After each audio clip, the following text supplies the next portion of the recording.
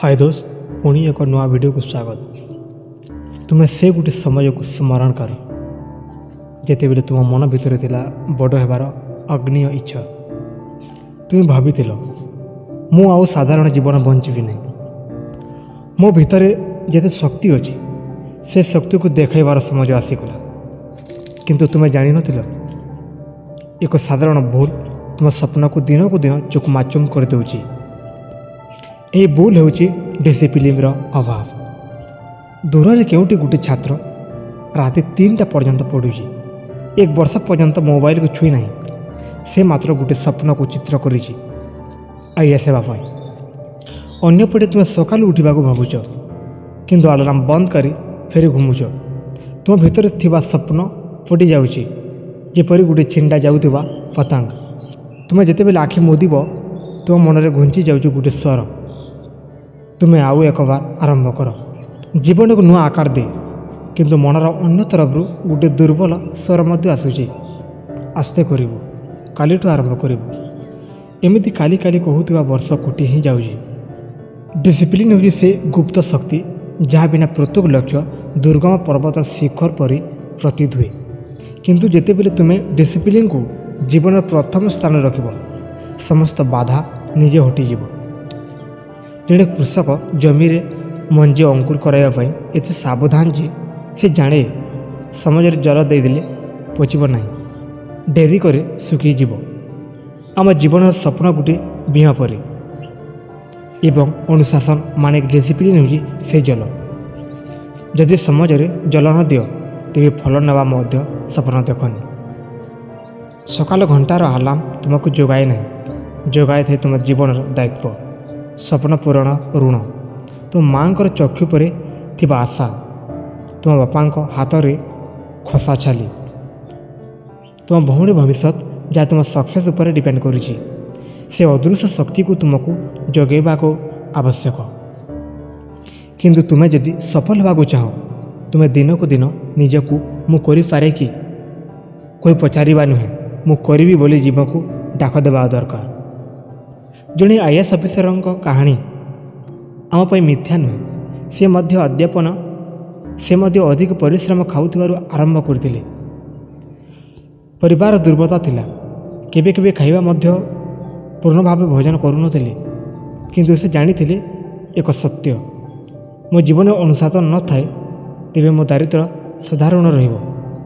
से स्वप्न को देखि घुमुथिले नहीं, से डिसिप्लिन को आखिरे धरी प्रतिदिन से स्वप्न को वास्तव में करने को बुलूले। तुम जीवन में जदि डिसिप्लिन न आसला तेबे तुम्हें केबे तुम स्वप्नर हाइट को छुई पारिबनी। तुम भावुथबा केते लक्ष्य सजैल, केते बार प्लान कल, आज ठारू खाली ध्यान देवी। किंतु सत्य होची अनुशासन बिना प्लानिंग होची भवन जार भित्ति नहीं। तुम मोबाइल तुम सोशल मीडिया तुम आलस यही सब तुम शत्रु नुहे। शत्रु होची से मन जहाँ सत्य को जानी असत्यर सुविधा को बाछि नेउची। अनुशासन होची से तलवार जहाँ तुम्हें निज निज दुर्बलता को काटी पारिबो। ए मुहूर्त आमंत्रण देउची, उठ नुआ यात्रा आरंभ कर। मु साधारण नुहे, मोर जन्म केवल बंचिबा होइनी, मोर जन्म होची भविष्य गढ़िबा। तुम्हें यह मुहूर्त डिसीजन नियो। मो जीवन प्रथम नियम डिसिप्लिन, मो जीवन प्रथम प्रतिज्ञा सबु समाज नियंत्रण मोर हाथ रे। केवल मते भाग्य गढ़बनी, मो अनुशासन भाग्य तैयारी करिवो। ए संकल्प आरंभ हेब तुम जीवन सबुठारु शक्तिशाली स्टोरी, तुम सफलतार नुआ अध्याय। एठिरु एक युवक नुहे एक योद्धा जन्म नेउची। तुम्हें जानिछ कि नहीं कहि परिबिनी। अनुशासन जन्म नहीं जेते बेले जीवन आमको कष्टर अग्निकुंड खपाई दिए, जिते बेले आम आखिरे दिन को दिन हायर छाया घनीभूत होता है, सेते बेले आम मन जागी उठे। मन कहे एबे जदि परिवर्तन न कले आगको सबकि अंधार हो। प्रतिदिन बाजार को जाउथबा तुम बापा को देख, से केते दिन धरी निज शरीर जंत्रणा को लुचाई घर को किसी आनी था। से अनुशासन एक नियम नुहे, सी हूँ एक दायित्व। से घुमरा चक्षु को नहीं भी दिन को प्राथमिकता दे काम को जाउछंती। प्रश्न होची तुम्हें ତୁମ ଯନ୍ତ୍ରଣା କେବଳ ସୋସିଆଲ ମିଡ଼ିଆରେ ଷ୍ଟାଟସ୍ ପକାଇବାକୁ କି ସେ ଯନ୍ତ୍ରଣାକୁ ଅସ୍ତ୍ର କରି ଜୀବନ ଜିତିବାକୁ? ଯେତେବେଳେ ତୁମର ପ୍ଲାନ୍ ଫେଲ୍ ହେବ ତୁମେ ଭାବିଲ ସମୟ ଭଲ ନାହିଁ। ନା, ତୁମେ ସମାଜ ଭଲ ଆସିବାକୁ ଅପେକ୍ଷା କରୁଥିଲ, କିନ୍ତୁ ବିପରୀତ ସମାଜରେ ଅପେକ୍ଷା କରୁଥିଲା। ତୁମେ ନିଜ ଅନୁଶାସନର ଆରମ୍ଭ କରିବ। ସମାଜ କେବେ ଖରାପ ନୁହେଁ, ଆମ ଅନ୍ତସ୍ଥ ନିୟନ୍ତ୍ରଣ ଖରାପ। ବିଫଳତା ଯେତେବେଳେ ତୁମ ଦ୍ୱାରକୁ ଟକ୍ ଟକ୍ କରି ପଚାରେ ତୁମେ ପ୍ରସ୍ତୁତ, ସେଠି ତୁମ ଅନୁଶାସନ ଉତ୍ତର ଦିଏ। ଯେଉଁ ଲୋକ ଅନୁଶାସନୀୟ ନୁହେଁ ସେ ମନରୁ ଉତ୍ତର ଦିଏ ମୁଁ ଆଉ ଥରେ ଚେଷ୍ଟା କରିବି। କିନ୍ତୁ ଯେଉଁଥିରେ ଅନୁଶାସନ ଅଛି ସେ ଦୃଢ଼ ସ୍ୱରରେ କହିଦିଏ ମୁଁ ମୋ ବିଫଳତାକୁ ଟପିଯିବି, କାରଣ ମୁଁ ପ୍ରତିଦିନ ନିଜକୁ ଅପଗ୍ରେଡ୍ କରୁଛି। ତୁମେ କେବେ ଦେଖିଛ କି ଗୋଟେ ଛାତ୍ର ପ୍ରତିଦିନ ସକାଳୁ 4ଟା ଉଠି ପଡ଼ୁଛି? ତାଙ୍କ ସାଙ୍ଗମାନେ ହସୁଛନ୍ତି, ଏତେ ଶୀଘ୍ର ଉଠି କ'ଣ କରିବୁ? ଜୀବନରେ ଯେନ୍ଟା ଲକ୍ ଥାଏ ସେଟା ହେବ। କିନ୍ତୁ ସେ ଗୋଟେ ଦିନ ଯେତେବେଳେ ସଫଳ ହେଲେ ସେମାନେ ପଛରେ ଧାଇଁଲେ। ମାନେ କି ଲକ୍ ଆସିବ ନିଜେ ଯେତେବେଳେ ଅନୁଶାସନ ସହିତ ତୁମ ଜୀବନକୁ ଚଲାଇବ। ଏ ପୃଥିବୀରେ କୌଣସି ସଫଳ ଲୋକ କହିନାହାନ୍ତି ମୁଁ ସମାଜ ଦେଖି କାମ କରିଲି। ସେମାନଙ୍କ କଥା ହେଉଛି ମୁଁ ସମାଜ ନିର୍ମାଣ କରିଲି, ଏବଂ ସେହି ସମାଜ ନିର୍ମାଣ କରିବାକୁ ସମ୍ଭବ କରେ କେବଳ ତୁମର ଡିସିପ୍ଲିନ୍। ତୁମକୁ ଯନ୍ତ୍ରଣା ଅଭିଶାପ ଭାବିବାକୁ ଛାଡ଼। ଯନ୍ତ୍ରଣା ହେଉଛି ସେହି ଘଣ୍ଟି ଯାହା ତୁମକୁ ଜଗାଇବାକୁ ଈଶ୍ୱର ପଠାଇଛନ୍ତି। ପ୍ରଶ୍ନ ହେଉଛି ତୁମେ ଶୁଣିବ କି ନା ବୁଲୁଥିବ? ଏ ଦୁନିଆରେ ଯେଉଁ ଲୋକ ଅନୁଶାସନ ଶିଖିଥିଲା ସେ ତାଙ୍କ ଯନ୍ତ୍ରଣାକୁ ନିଜ ଗୁରୁ କରିଲା। ଯେଉଁ ଲୋକ ଅନୁଶାସନ ଅସ୍ୱୀକାର କଲା ସେ ଯନ୍ତ୍ରଣାକୁ ନିଜ ଶବକୁଣ୍ଡ କରିଲା। ତୁମେ କୌଣସି ପଥ ଚୟନ କରିବ, ଯନ୍ତ୍ରଣାକୁ ଆହାର ପ୍ରତୀକ କରିବ କି ଅନୁଶାସନର ଶକ୍ତିରେ ପରିଣତ କରିବ। ପଥ ଗୋଟିଏ ନୁହେଁ, ଜୀବନ ସମସ୍ତ ପଥଗୁଡ଼ିକ ରାସ୍ତା ପରିବର୍ତ୍ତନ କରିଦିଏ। ଯେତେବେଳେ ତୁମେ ଡିସିପ୍ଲିନ୍କୁ ବାଛ ତୁମ ଦୃଷ୍ଟି ଅନ୍ଧକାର ଆଲୋକକୁ ଯିବ। ତୁମ ଶକ୍ତି ଭବିଷ୍ୟତକୁ ଧୋକା ଦେବା ବୋଲି ହେବ। ତୁମ ଆତ୍ମା କହିବ ମୁଁ ଆବର୍ଜନା ନୁହେଁ, ମୁଁ ଜୀବନର ସର୍ବୋଚ୍ଚ ସ୍ଥାନ ଦାବି କରିବାର ଯୋଗ୍ୟ। ଜୀବନରେ କେତେକ ମୁହୂର୍ତ୍ତ ଥାଏ ଯେତେବେଳେ ମନେ ଲାଗେ ସବୁକିଛି ଶେଷ ହୋଇଗଲା। ଭିତର ସପନ ଭାଙ୍ଗିଯାଏ, ଆଶା ଝଡ଼ରେ ପତ୍ର ପରି ଉଡ଼ିଯାଏ। କିନ୍ତୁ ସେହି ମୁହୂର୍ତ୍ତରେ ତୁମ ଭିତରୁ ଅନୁଶାସନର ଅଗ୍ନି ଜ୍ୱଳି ଉଠେ। ସେହି ଶେଷ ମୁହୂର୍ତ୍ତ ହୁଏ ତୁମର ନୂତନ ଜନ୍ମର ଆରମ୍ଭ। ଜୀବନ ତୁମକୁ ଯେତେବେଳେ ତଳକୁ ଫିଙ୍କି ଦିଏ ସେତେବେଳେ ଈଶ୍ୱର ତୁମକୁ ମଧ୍ୟ ପଚାରିଥାଏ ତୁମେ ଏଠିରେ ସମାପ୍ତ କଲ ନା ଯୁଦ୍ଧ କରିବା ଆରମ୍ଭ କର? ଏବଂ ଯେମିତି ଯୁବକ ସେ ପ୍ରଶ୍ନ ଉତ୍ତର ଯୁଦ୍ଧ ବୋଲି କହିଦିଏ, ସେହି ପିଲାକୁ ସେ ଜୀବନକୁ ଜିତିବାର ପଥରେ ହସ୍ତାକ୍ଷର କରିଦିଏ। ତୁମେ ଦିନେ ଦିନେ ଅସଫଳ ହେଉଥିଲ, କିନ୍ତୁ ଦିନେ ଆଖିରେ ତ ଆଖିରେ ଲୁହ ଆସିଲା। ତୁମେ ନିଜକୁ ଆଇନାରେ ଦେଖି କହିଲ ମୋର ଜୀବନ ଏଭଳି ହେବା ଉଚିତ ନୁହେଁ, ମୋ ଡିସିପ୍ଲିନ୍ ହରାଇ ନିଜକୁ ହାରୁଛି। ଏହା ସେହି ମୁହୂର୍ତ୍ତ ଯେଉଁଠାରେ ଡିସିପ୍ଲିନ୍ ଜୀବନରେ ପ୍ରବେଶ କରେ। ଯେତେବେଳେ ମନ କହେ ସକାଳେ ଉଠିବାକୁ ପଡ଼ିବ, ଧ୍ୟାନ କରିବାକୁ ପଡ଼ିବ, ମୋବାଇଲ ଦୂରେ ରଖି ପଢ଼ିବାକୁ ପଡ଼ିବ, ନିଜ ଲକ୍ଷ୍ୟ ପାଇଁ କିଛି ତ୍ୟାଗ କରିବାକୁ ପଡ଼ିବ, ତଥାପି କରିବି। ସେଠାରେ ଯୁବକ ଜୀବନ ପରିବର୍ତ୍ତନ କରିବାର ସାହସ ଧରେ। ଏହା ସହଜ ନୁହେଁ, କିନ୍ତୁ ଯେମିତି ଭିତରୁ ଉଠିଥାଏ ଏକ ଦୃଢ଼ ସଂକଳ୍ପ ଯେ ମୁଁ କମ୍ଫର୍ଟ ଜୋନ୍ରୁ ବାହାରିବି ଯେମିତି ହେଉନା କାହିଁକି। ଡିସିପ୍ଲିନ୍କୁ ନିଜ ଜୀବନର ଧର୍ମ କରିବି। ପ୍ରତିଦିନ ମନ ତୁମକୁ ପରୀକ୍ଷା କରିବ, ଆଜିଠାରୁ ଆରମ୍ଭ କରିବୁ କି କାଲି କରିବୁ। ଯେତେବେଳେ ତୁମେ କାଲିକୁ ନ ବାଛ ଏବଂ କହ ନାଇଁ ଏବେ ଏ ମୁହୂର୍ତ୍ତରୁ ମୋର ଶାସନ ଶୁରୁଆତ ହେବ, ସେହି ମିନିଟ୍ ହେଉଛି ତୁମର ଅସଲି ପ୍ରତିଷ୍ଠାର ଆରମ୍ଭ। ଯେତେବେଳେ ତୁମର ଶାସନ ଧରିବା ଆରମ୍ଭ କରିବ ଲୋକମାନେ ତୁମକୁ ପାଗଳ କହିବେ, କାହିଁକି ଏତେ ପର୍ଯ୍ୟାପ୍ତ କରୁଛୁ, କାଲି ମଧ୍ୟ କରିପାରିବୁ। କିନ୍ତୁ ମନେ ରଖ, ଜଣେ ଶିକାରୀ ଯେପରି ଗଛରେ ଥିବା ପକ୍ଷୀକୁ ନଜର କରି ଆରମ୍ଭରୁ ଶ୍ୱାସକୁ ନିୟନ୍ତ୍ରଣ କରେ, ଠିକ୍ ସେହିପରି ଜଣେ ସଫଳ ବ୍ୟକ୍ତି ନିଜ ଜୀବନର ଶ୍ୱାସକୁ ମଧ୍ୟ ଅନୁଶାସିତ କରିଥାଏ। ଅନୁଶାସନ କେବଳ ପଢ଼ିବା ନୁହେଁ, ଏହା ସ୍ୱପ୍ନକୁ ଧରି ରଖିବାର କଲା। ଦୁଃଖ ଜୀବନର ଇନ୍ଧନ କରିବା ଶକ୍ତି। ତୁମେ ଆଜି ଯେତେ ଦୁଃଖରେ ଅଛ ଏହା ତୁମକୁ ଶେଷ ନୁହେଁ, ଏହା ହେଉଛି ତୁମର ଭାଗ୍ୟ ପରିବର୍ତ୍ତନ କରିବାର ଆଗମନ। ଦୁଃଖ ତୁମକୁ ବୁଝାଏ ଡିସିପ୍ଲିନ୍ ବିନା ତୁମେ କିଛି ନୁହେଁ, ଏବଂ ଡିସିପ୍ଲିନ୍ କୁହେ ମୋତେ ଧର, ମୁଁ ତୁମକୁ ସେଠାରେ ନେଇଯିବି ଯେଉଁଠି ଆଜି ପର୍ଯ୍ୟନ୍ତ କେହି ପହଞ୍ଚି ପାରିନଥିବେ। ତୁମେ ଯେତେବେଳେ ଡିସିପ୍ଲିନ୍ ଆରମ୍ଭ କରିବ ଭୟ ହରାଏ ଓ ତୁମର ମନ କହେ ମୁଁ ଯେଉଁ ପଥରେ ଚାଲୁଛି ଏହା ସାଧାରଣ ପଥ ନୁହେଁ, ଏହା ମୋ ଭବିଷ୍ୟତର ପଥ, ଏହା ମୋ ଆତ୍ମାର ପଥ। ସେତେବେଳେ ତୁମେ ପ୍ରତିଦିନ ନୂଆ ସକାଳୁ ଆଶା ଭରିତ ଆଖିରେ ଦେଖ।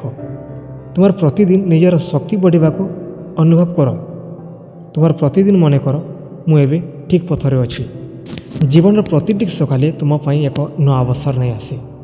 କିନ୍ତୁ ଯେମିତି ସାଧାରଣ ଲୋକେ ଏହି ସକାଳକୁ ଅବହେଳା କରନ୍ତି, ଶାସନଶୀଳ ଲୋକେ ସେ ସକାଳୁ ଭଗବାନଙ୍କ ଆଶୀର୍ବାଦ ଭାବରେ ଗ୍ରହଣ କରନ୍ତି। କାରଣ ସେ ଜାଣନ୍ତି ମୋର ସକାଳ ଯେପରି ଆରମ୍ଭ ହେଲା ଠିକ୍ ସେହିଭଳି ମୋ ଜୀବନର ଦିଶା ନିର୍ଣ୍ଣୟ ହେବ। ସକାଳେ ଆଲାର୍ମ ବାଜେ, ଶୋଇଥିବା ଆଖି ଖୋଲେ, 5 ମିନିଟ୍ ଆଉ ଶୋଇଥାଉ, କିନ୍ତୁ ଡିସିପ୍ଲିନ୍ ଭିତରେ ଅବସ୍ଥିତ ଶକ୍ତି ଚିତ୍କାର କରେ, ଏହା ହେଉଛି ତୁମର ଭାଗ୍ୟର ଡାକ। ଏବଂ ଯିଏ ଆଲାର୍ମର ସମ୍ମାନ ସହ ଉଠିଯାଏ ସେ ଲୋକ ନିଜ ଜୀବନକୁ ବିଜୟର ପଥରେ ଆଗାଇ ନେଇଥାଏ। ଡିସିପ୍ଲିନ୍ ହେଉଛି ନିଜକୁ ନିୟନ୍ତ୍ରଣ କରିବାର ଶକ୍ତି। ଏହା ସହଜ ନୁହେଁ, କିନ୍ତୁ ଏହା ଜୀବନର ସବୁଠାରୁ ବଡ଼ ଅସ୍ତ୍ର। ଜଣେ ଯୋଦ୍ଧା ଯେପରି ତଲବାର ଧରେ, ଶିଷ୍ଟାଚାରୀ ଲୋକ ନିୟମକୁ ଧରେ। ସକାର ନିଷ୍ଠା, ଧ୍ୟାନ, ନିରବତା, ମନର ଶାନ୍ତି, ନିର୍ବିକାର ପ୍ରାର୍ଥନା, ଏହିସବୁ ଜୀବନକୁ କେବଳ ଶାସନଶୀଳ ନୁହେଁ, ଗୋଟେ ଶକ୍ତିର ମାର୍ଗରେ ପଦାର୍ପଣ କରାଏ। ତୁମେ ଯେତେବେଳେ ଡିସିପ୍ଲିନ୍ରେ ବଞ୍ଚ, ତୁମ ପାଇଁ ସମାଜ ଆବର୍ଜନା ନୁହେଁ, ରତ୍ନ ହୋଇଯାଏ। ଘଣ୍ଟା ପ୍ରତି ତୁମେ ନିର୍ଣ୍ଣୟ କର, ଏ ଘଣ୍ଟାରେ ମୋ ଶାରୀରିକ ଉନ୍ନତି, ଏହି ଘଣ୍ଟାରେ ମୋ ଆତ୍ମିକ ଉନ୍ନତି, ଏ ଘଣ୍ଟାରେ ମୋ ସ୍ୱପ୍ନ ପାଇଁ କାମ। ଏହା କେବଳ ସ୍ମାର୍ଟ କାର୍ଯ୍ୟାନୁଷ୍ଠାନ ନୁହେଁ, ଏହା ହେଉଛି ଯୋଗୀର ଜୀବନ, ଗୋଟେ ଯୋଦ୍ଧାର ମନୋବଳ ଏବଂ ଗୋଟେ ବୀରର ନିୟମ।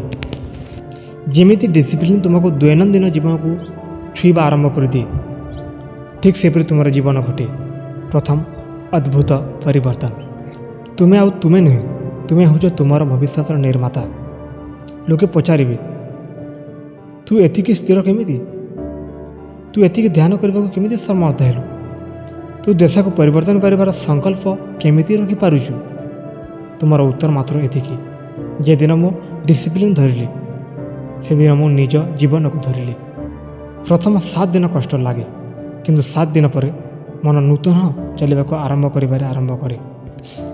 21 ଦିନ ପରେ ମନ ଭାବୁଥାଏ ଡିସିପ୍ଲିନ୍ ହେଉଛି ମୋ ସ୍ୱାଭାବିକ ଜୀବନ, ଓ 90 ଦିନ ପରେ ତୁମେ ଅପରାୟ ହୋଇଯାଅ ଓ ତାହାର ଫଳାଫଳ ଦେଖାଯାଏ ଯେ ମନ ଶାନ୍ତ, କୌଣସି ଚିନ୍ତା ଆସେନି, କାମରେ ଧାରା ଆସେ, ସ୍ୱପ୍ନରେ ଜାଗିଯାଅ, ଅସମ୍ଭବକୁ ସମ୍ଭବ କରିବାର ଶକ୍ତି ଜାଗୃତ ହୁଏ।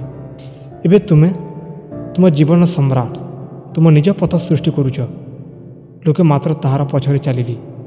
ଏଥିରେ ତୁମେ ଜୀବନ ନୂତନ ଦିଶାରେ ପଦାର୍ପଣ କରୁଛ। ତୁମେ ଆଉ ସାଧାରଣ ନୁହେଁ, ତୁମେ ହେଉଛ ଡିସିପ୍ଲିନ୍ର ଯୋଦ୍ଧା, ଭବିଷ୍ୟତର ଶ୍ରେଷ୍ଠ। ଜୀବନର ସତ୍ୟ ଏହା ନୁହେଁ ଯେ ତୁମେ କେତେ ବାର ହାରିଲ, ସତ୍ୟ ଏହା ଯେ ହାରିବା ପରେ ତୁମେ କ'ଣ ହେଲ। ଅନେକ ଲୋକ ପ୍ରଥମ ପରୀକ୍ଷାରେ ଫେଲ୍ ହୋଇ ଭାଗ୍ୟକୁ ଦୋଷ ଦିଅନ୍ତି, କିନ୍ତୁ କମ୍ ଲୋକ ଜାଣନ୍ତି ଭାଗ୍ୟ କେବେ ମଧ୍ୟ ରାତିରେ ଆସି ଲେଖାଲେଖି ଦେଇଯାଏନି। ଭାଗ୍ୟ ଲେଖାଯାଏ ପ୍ରଭାତର ସେ ପ୍ରଥମ ଶାସନଶୀଳ ପଦକ୍ଷେପରୁ, ଯେତେବେଳେ ସବୁଠାରୁ ଲୋକ ଶୁଅନ୍ତି ଆଉ ତୁମେ ଜାଗିଥାନ୍ତି। ଆଜି ତୁମେ ଯେଉଁ ଅବସ୍ଥାରେ ଅଛ, ସେଥିରେ ତୁମର ପୂର୍ବ ନିଷ୍ଠା, ତୁମର ପୂର୍ବ ଅଭ୍ୟାସ, ତୁମର ପୂର୍ବ ଅନୁଶାସନର ନିଷ୍ପତ୍ତି ଭୂମିକା ନେଉଛି। ଭାଗ୍ୟ କେବେ ହାତରେ ନଥାଏ, ଭାଗ୍ୟ ହେଉଛି ତୁମର ଡେଲି ରୁଟିନ୍ର କ୍ରିୟାର ଲମ୍ବା ପରିଣାମ। ଡିସିପ୍ଲିନ୍ ହେଉଛି ଏକ ଅଦୃଶ୍ୟ କଲମ, ହେଲେ ତୃତୀୟ ପର୍ଯ୍ୟାୟ ପର୍ଯ୍ୟନ୍ତ ବାହାରୁ କେହି ଦେଖିପାରନ୍ତି ନାହିଁ ଯେ ଏହି କଲମ ତୁମ ହାତରେ ଅଛି। କିନ୍ତୁ ଧୀରେ ଧୀରେ ଏହି କଲମକୁ ତୁମ ଡିସିପ୍ଲିନ୍ ଜୀବନକୁ ଆଦତ କାହାଣୀରେ ପରିଣତ କରୁଛି। ତୁମେ ଯେତେ ଡିସିପ୍ଲିନ୍ରେ ପଦକ୍ଷେପ ନେବା ଆରମ୍ଭ କର, ସମସ୍ତଙ୍କ ନକ୍ଷତ୍ର, ପଞ୍ଚଭୂତ, ସମାଜ, ପରିସ୍ଥିତି ସବୁ ତୁମ ପକ୍ଷରେ ଘୁରିବା ଆରମ୍ଭ କରେ। କାରଣ ବ୍ରହ୍ମାଣ୍ଡର ନୀତି ସ୍ପଷ୍ଟ, ଯିଏ ସେ ନିଜକୁ ନିୟନ୍ତ୍ରଣ କରି ବ୍ରହ୍ମାଣ୍ଡ ତାଙ୍କର ପଥ ସଜାଇ ଦିଏ। ତୁମର ଡିସିପ୍ଲିନ୍ କେବଳ ତୁମର ଅଭ୍ୟାସକୁ ପରିବର୍ତ୍ତନ କରିନଥାଏ, ଏହା ତୁମର ଚେତନାକୁ, ତୁମର ସମ୍ଭାବନାକୁ, ତୁମର ନିଜର ଅସ୍ତିତ୍ୱକୁ ପୁନର୍ଜନ୍ମ ଦିଏ। ଆଜି ଯିଏ ତୁମକୁ ଅବହେଳା କରୁଛି, ସେ ଲୋକ ଆସନ୍ତାକାଲି ତୁମର ଶାସନଶୀଳ ଜୀବନର ଉଦାହରଣ ଦେବା ଆରମ୍ଭ କରିବେ। ଭାଗ୍ୟ କେବଳ ସେମାନଙ୍କ ପାଇଁ ଲେଖାଯାଏ ଯେ ଦିନକୁ ଦିନ ପ୍ରତିଦିନ ନ୍ୟାୟ ପ୍ରଦାନ କରନ୍ତି। ଡିସିପ୍ଲିନ୍ ହେଉଛି ସେହି ନ୍ୟାୟଦାତା। ତୁମେ ଆଜି ନିଷ୍ଠାରେ ଗୋଟିଏ କର୍ମ କଲ ଓ ବ୍ରହ୍ମାଣ୍ଡ ତାହାର ପ୍ରତିଫଳ ଦେବ, ସେଠାରେ ସନ୍ଦେହ ନାହିଁ। ଯେତେବେଳେ ତୁମେ ଡିସିପ୍ଲିନ୍କୁ ନିଜ ଜୀବନର ଧର୍ମ ଭାବରେ ଗ୍ରହଣ କର, ତୁମେ ଆଉ ଭାଗ୍ୟର ଭକ୍ତ ନୁହେଁ, ତୁମେ ଭାଗ୍ୟର ସ୍ରଷ୍ଟା ହୋଇଯାଅ। ତୁମେ ନିଜ ଜୀବନ କିପରି ହେବ ତାହା ନିଜେ ଲେଖିବାରୁ ଆରମ୍ଭ କର। ଭାଗ୍ୟ ମାନେ ଆରମ୍ଭରୁ ଡିସିପ୍ଲିନ୍ ନେଇ ନିଆଯାଇଥିବା ଛୋଟ ନିଷ୍ପତ୍ତିମାନଙ୍କର ଏକ ବିଶାଳ ପରିଣାମ। ତୁମେ ଏବେ ଯେବେ ଏ ମୁହୂର୍ତ୍ତରେ ଅନୁଶାସନର ପଥ ଚୟନ କଲ, ସେ ଦିନରୁ ଉପରେ ଥିବା ଆକାଶ ମଧ୍ୟ ତୁମକୁ ଚିହ୍ନିବା ଆରମ୍ଭ କଲା। ତରଙ୍ଗ ତୁମର ସାଥୀ, ପବନ ତୁମର ଦୂତ, ପଥରେ ଥିବା ପଥର ମଧ୍ୟ ତୁମର ଶକ୍ତି ପ୍ରତୀକ ହେବା ଆରମ୍ଭ କରିଲା। ମନେ ରଖ ଯେ ତୁମର ଭାଗ୍ୟ ଆକାଶରେ ନୁହେଁ, ତୁମର ଶାସନରେ ଲେଖାଯାଇଛି ଏବଂ ଆଜି ତୁମେ ଏହି ଶାସନକୁ ଧରିଛ। ତୁମେ ଭାଗ୍ୟର ନୂତନ ସ୍ରଷ୍ଟା। ତୁମେ ଏହି ଅନେକ ଘଣ୍ଟା ଧରି ଯାହା ଶୁଣିଲ, ଯାହା ବୁଝିଲ, ସେ ମାତ୍ର ଗୋଟିଏ ସ୍ପିଚ୍ ନୁହେଁ, ସେ ହେଉଛି ତୁମ ଜୀବନର ନୂଆ ଆରମ୍ଭ। ଆଜି ତୁମର ହୃଦୟ ତଳୁ ଗୋଟିଏ ସ୍ୱର ଉଠୁଛି ଯେ ମୋ ଅବସ୍ଥା କିପରି ରହୁ, ମୋର ଭାଗ୍ୟ କିପରି ଲେଖାଯାଇଥିବା କଥା, ମୋ ଅନୁଶାସନକୁ ଚୟନ କରିବି କି? ଏହା ହେଉଛି ସେହି ସ୍ୱର ଯାହା ପରାଜିତ ମନୁଷ୍ୟକୁ ବିଜେତା କରେ, ସାଧାରଣ ଲୋକକୁ ଅସାଧାରଣ କରେ ଏବଂ ନିରାଶାର ଘଡ଼ିକୁ ଇତିହାସର ସୁବର୍ଣ୍ଣ ପୃଷ୍ଠାରେ ପରିଣତ କରିଦିଏ। ମନର ସବୁଠାରୁ ବଡ଼ ପ୍ରଶ୍ନ ଆଜି ତୁମ ସାମ୍ନାରେ ଦାଡ଼ିଛି। ତୁମେ ଗୋଟିଏ ଡିସିପ୍ଲିନ୍ ଜୀବନକୁ ଚୟନ କରିବାକୁ ପ୍ରସ୍ତୁତ କି? ଯଦି ଉତ୍ତର ହଁ, ତାହେଲେ ଏଠାରୁ ତୁମ ଜୀବନର ସବୁକିଛି ବଦଳିଯିବ। ତୁମର ସକାଳ ଆଲସ, ରାତିର ଅନନ୍ତ ସ୍କ୍ରୋଲ୍, ଅଟକି ଯିବା ଦୁର୍ବଳତାର ସ୍ୱପ୍ନ, ସେମାନେ ଆଉ ତୁମକୁ ଶାସନ କରିପାରିବେ ନାହିଁ। ଆଜିଠୁ ତୁମେ ନିଜକୁ ଶାସନ କରିବାର ଶିଖିବ, ନିଜର ମନକୁ ନିଜ ନିର୍ଦ୍ଦେଶ ଦେବ ଏବଂ ତୁମର ସ୍ୱପ୍ନକୁ ଆଦେଶ ଦେବ ଯେ ଏବେ ତୁମେ ପୂରଣ ହେବାକୁ ପଡ଼ିବ। ଡିସିପ୍ଲିନ୍ ହେଉଛି ସେହି ପଥ ଯେଉଁଥିରେ ପ୍ରଥମ ଦିନରେ କେଉଁଠି ମିଳେ ନାହିଁ ଆରାମ, କିନ୍ତୁ ପ୍ରତି ପଦକ୍ଷେପରେ ମିଳେ ବିଶ୍ୱାସ। ତୁମେ ଯେତେବେଳେ ଶାନ୍ତ ମନରେ ପ୍ରଭାତୀ ସୂର୍ଯ୍ୟଙ୍କ ଆଗମନକୁ ସ୍ୱାଗତ କରିବ, ସେତେବେଳେ ତୁମ ଆତ୍ମା ଧୀରେ ଧୀରେ ତୁମକୁ କହିବ, ଦେଖ, ଏହା ହେଉଛି ବିଜେତାଙ୍କର ଜୀବନର ପଥ। ଯେତେବେଳେ ଅନ୍ୟମାନେ ଶୋଉଛନ୍ତି ତୁମେ ଜାଗୁଛ, ଯେତେବେଳେ ସମସ୍ତେ ଏକ୍ସକ୍ୟୁଜ୍ ଦେଉଛନ୍ତି ତୁମେ କାମ କରୁଛ, ଯେତେବେଳେ ସମସ୍ତେ ସନ୍ଦେହରେ ବ୍ୟସ୍ତ ତୁମେ ନିଜକୁ ସୃଷ୍ଟି କରୁଛ। ଡିସିପ୍ଲିନ୍ ହେଉଛି ଏକାଗ୍ର ପଥ, କିନ୍ତୁ ଏହା ହେଉଛି ସେହି ପଥ ଯାହାର ଶେଷରେ ସମସ୍ତେ ତୁମକୁ ତାଲି ବଜାଇ ସ୍ୱାଗତ କରିବେ।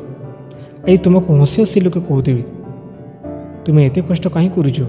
କିନ୍ତୁ ଭବିଷ୍ୟତରେ ସେମାନେ ନିଜ ସନ୍ତାନକୁ କହିବେ, ଏହାକୁ ଦେ, ଇଏ ହେଉଛି ସେହି ଲୋକ ଯିଏ ଡିସିପ୍ଲିନ୍ ପଥରୁ ନିଜ ଭାଗ୍ୟ ଲେଖିଗଲା।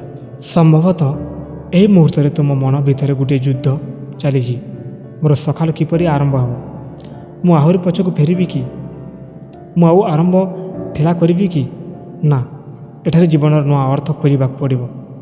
ତୁମର ଏକାକୀ ରାତି, ତୁମର କଥା ନଥିବ ଯନ୍ତ୍ରଣା, ତୁମର ମାନସିକ ହାର ସବୁଟିକୁ ଜଲାଇ ଦିଅ।